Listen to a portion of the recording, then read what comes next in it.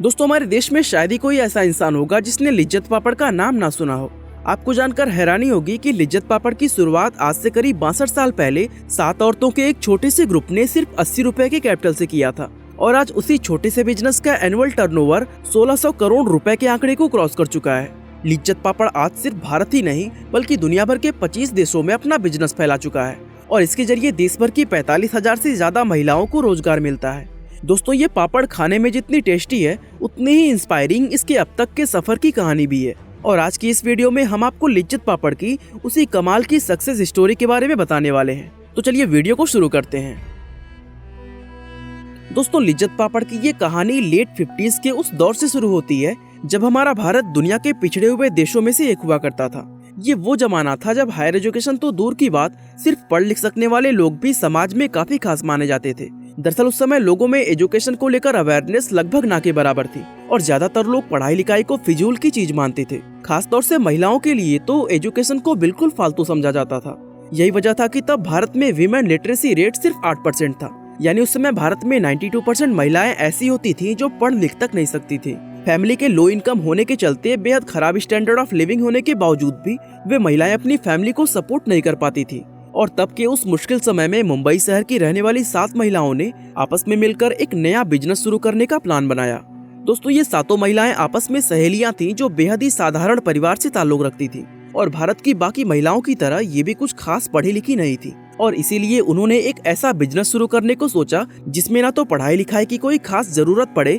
और ना ही महिलाओं को काम करने के लिए अपने घरों से बाहर जाना पड़े। दरअसल पढ़ी लिखी ना होने की वजह से उस समय की ज्यादातर महिलाओं में किसी भी तरह की खास टेक्निकल या मैनेजमेंट स्किल नहीं होती थी, लेकिन एक स्किल उन सभी के अंदर कॉमन थी और वो थी कुकिंग। ऐसे में उन 7 महिलाओं ने कोई ऐसा काम शुरू करने को सोचा जिसमें ना सिर्फ औरतों की कुकिंग स्किल्स का यूज हो सके बल्कि साथ ही हर एक महिला को उसके घर पर ही रोजगार दिया जा सके। और इसलिए उन्होंने आपस में तय किया कि वे पापड़ बनाकर बेचने का बिजनेस शुरू कर सकते हैं। और इस तरह दोस्तों 15 मार्च 1959 के दिन उस लिज्जत पापड़ का शुरुआत हुआ जिसके स्वाद ने आगे जाकर हम सभी को अपना दीवाना बना दिया। दोस्तों, उन महिलाओं ने अपने इस बिजनेस की शुरुआत सिर्फ 80 रुपए के कैपिटल से की थी, जो कि एक सोशल वर्कर के द्वारा दिए गए थे। स्टार्टिंग में उन्होंने अपने पापड़ एक छोटी सी दुकान से बेचने शुरू किए, लेकिन जबरदस्त क्वालिटी और शानदार टेस्ट के चलते बहुत जल्दी ही दूसरे दुकानदारों ने भी उनसे पापड़ खरीदने शुरू कर दिए और फिर डिमांड बढ़ने के साथ ही धीरे धीरे उन्होंने अपने बिजनेस को स्केल करना शुरू कर दिया। इस तरह दोस्तों बिजनेस चल जाने के बाद साल 1962 में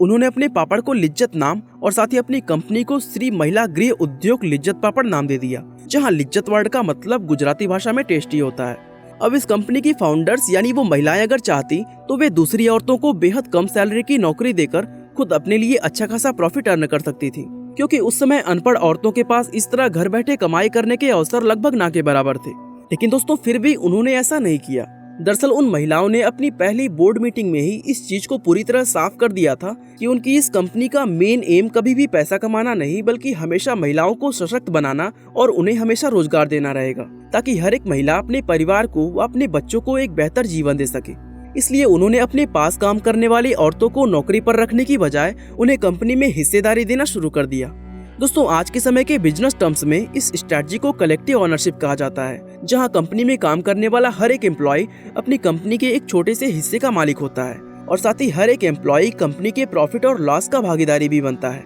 और यही वजह है कि कंपनी के लिए काम करने वाली उन महिलाओं को एम्प्लॉयज नहीं बल्कि लिज्जत सिस्टर्स कहा जाता है। वैसे दोस्तों आपकी जानकारी के लिए बता दें कि इस कंपनी में ड्राइवर, सिक्योरिटी गार्ड और अकाउंटेंट जैसे पदों पर कुछ पुरुष भी काम करते हैं, लेकिन उन सभी को सैलरी पर नौकरी दी गई है, जहां उनका कंपनी की ऑनरशिप से कोई भी लेना देना नहीं है। अब दोस्तों आप में से काफी लोगों को लिज्जत पापड़ का ये कलेक्टिव ऑनरशिप वाला बिजनेस मॉडल थोड़ा अजीब जरूर लग रहा होगा, लेकिन हम आपको बता दें कि दुनिया में कई ऐसी बड़ी और सक्सेसफुल कंपनीज मौजूद हैं जो इस बिजनेस मॉडल को अपना कर ही अपनी पहचान बना पाई हैं। और उन्हीं में से एक स्टारबक्स भी है, जिसे आज दुनिया की सबसे बड़ी कॉफी हाउस चेन कहा जाता है। दरअसल लिज्जत पापड़ की तरह स्टारबक्स में काम करने वाले हर एक एम्प्लॉयज को कंपनी का एक छोटा सा हिस्सा दिया जाता है, जिससे एम्प्लॉयज के अंदर ऑनरशिप का एक भाव पैदा होता है और वे सभी स्टारबक्स को अपनी खुद की कंपनी मानकर उसकी ग्रोथ के लिए पूरी मेहनत और लगन से अपना काम करते हैं। हालांकि स्टारबक्स और लिज्जत पापड़ में एक सबसे बड़ा डिफरेंस ये है कि स्टारबक्स को जहां पढ़े लिखे MBA किए हुए लोगों ने एक अच्छी खासी कैपिटल लगाकर स्टार्ट किया था, वहीं लिज्जत पापड़ को 7 ऐसी आम महिलाओं ने शुरू किया जिन्हें उस जमाने में MBA का मतलब तक मालूम नहीं था। और दोस्तों यही चीज आज लिज्जत पापड़ की इस सक्सेस स्टोरी को इतना ज्यादा खास बनाती है। वैसे दोस्तों लिज्जत पापड़ को इस मुकाम तक लाने में जिस चीज का योगदान सबसे ज्यादा रहा है वो इसकी सप्लाई चेन, जो कि मजबूत होने के साथ साथ हद से ज्यादा कॉस्ट इफेक्टिव भी है। तो चलिए जानते हैं कि लिज्जत पापड़ की ये सप्लाई चेन आखिर किस तरह से काम करती है। दोस्तों इसमें सबसे पहले देश भर में अलग अलग लोकेशंस पर मौजूद कंपनी की सेंट्रल ब्रांच में मिल से आटे को लाया जाता है और इस ब्रांच के अंदर आटे में मसाले मिलाकर उसे गूंथा जाता है। इसके बाद हर एक सुबह कंपनी की एक बस सभी लिज्जत सिस्टर्स को उस सेंट्रल लोकेशन पर लेकर आती हैं, जहां से वो महिलाएं अपने अपने हिस्से का गूंथा हुआ आटा लेकर उसी बस से वापस अपने घर चली जाती हैं और फिर अपने घर पर ही वे उस आटे से पापड़ बनाती हैं। दोस्तों पापड़ का स्टैंडर्ड मेंटेन रखने के लिए सभी लिज्जत सिस्टर्स को एल्युमिनियम रोलिंग बोर्ड दिए जाते हैं। साथ ही काम शुरू करने से पहले उन्हें पापड़ बनाने की बेसिक ट्रेनिंग भी दी जाती है, जिसके चलते लिज्जत का हर एक पापड़ थिकनेस से लेकर वजन तक सभी चीजों में बिल्कुल एक ही आकार का बनता है। तो इस तरह पापड़ बनाकर सभी लिज्जत सिस्टर्स अगले दिन सुबह फिर से उसी बस से सेंट्रल लोकेशन पर पहुंचती हैं और अपने पापड़ वहां जमा करके अपनी डेली वेज कलेक्ट कर लेती हैं।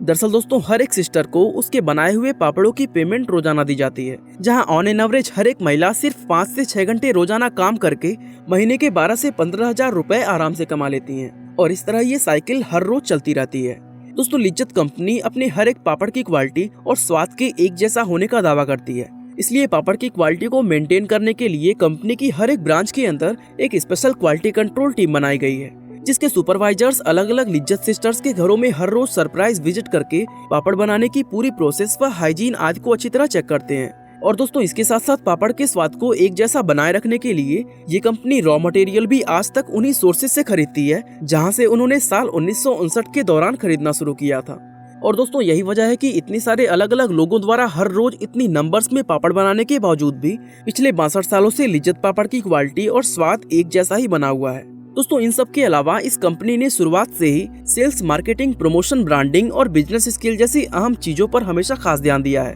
वैसे लिज्जत पापड़ को कामयाब बनाने के पीछे भले ही इन बिजनेस स्ट्रेटजी का हाथ रहा हो, लेकिन जो चीज इस कंपनी को सबसे अलग और इतना ज्यादा खास बनाती है वो है इसकी सबको साथ लेकर चलने वाली फिलॉसफी। और दोस्तों ये वाकई में हैरानी की बात है कि पिछले 62 सालों से मार्केट में मौजूद होने के बावजूद लिज्जत कंपनी अपनी कोर वैल्यूज से एक बार भी नहीं भटकी है। यहाँ तक कि आज अपने बिजनेस को 17 अलग अलग राज्यों में फैलाने, 45,000 से ज्यादा लिज्जत सिस्टर्स को खुद से जोड़ने और 25 से ज्यादा देशों में अपने पैर जमाने के बाद भी ये कंपनी अपनी कोर फिलॉसफी को पूरी मजबूती से फॉलो कर रही है। दोस्तों हम अक्सर देखते हैं कि दुनिया की बड़ी बड़ी $1 बिलियन कंपनीज जरा सा कुछ हो जाने पर अपने हजारों एम्प्लॉयज को कंपनी से बाहर निकाल देते हैं। वहीं दूसरी तरफ लिज्जत पापड़ है, जहां फायदे के लिए कभी किसी महिला को काम से नहीं हटाया जाता। यहाँ तक कि कंपनी में जब भी कोई बड़ी मशीन लगाई जाती है तो इस बात का खास ख्याल रखा जाता है कि उस मशीन की वजह से महिलाओं को अपने रोजगार से हाथ ना धोना पड़े। और दोस्तों यहाँ आपको जानकर हैरानी होगी कि लिज्जत पापड़ का जब कोई फाइनेंशियल ईयर अच्छा गुजरता है